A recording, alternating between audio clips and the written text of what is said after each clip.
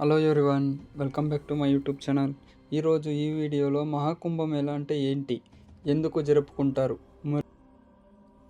మహాకుంభమేళ అంటే ఏంటి, ఎందుకు జరుపుకుంటారో మీకు తెలుసా? మత్స్య పురాణంలోని సాగర మథనం ప్రకారం దాదాపుగా 12 ఏళ్ల పాటు దేవతలకు రాక్షసులకు మధ్య అమృతం కోసం యుద్ధం జరిగింది. అయితే ఈ గొడవల్లో అమృత కలశం నుండి కొన్ని చుక్కలు భారతదేశంలోని 4 ప్రదేశాల్లో పడ్డాయి. ఈ 4 ప్రదేశాలు ఇవే: ప్రయాగ్రాజ్, ఉజ్జయిన్, హరిద్వార్, నాసిక్. దీని ప్రకారం ఈ 4 ప్రదేశాల్లో కుంభమేళ నిర్వహిస్తూ ఉంటారు. సాధారణమైన కుంభమేళ ప్రతి 4 సంవత్సరాలకి ఒక్కసారి జరుపుకుంటారు. అర్ధ కుంభమేళ అనేది ప్రతి 6 సంవత్సరాలకి ఒక్కసారి హరిద్వార్ లేదా ప్రయాగ్రాజ్లో జరుగుతుంది.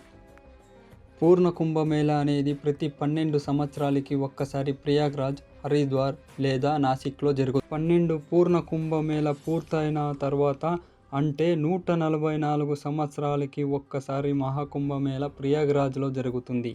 ప్రస్తుతం ఇప్పుడు జరుగుతున్నది మహాకుంభమేళ.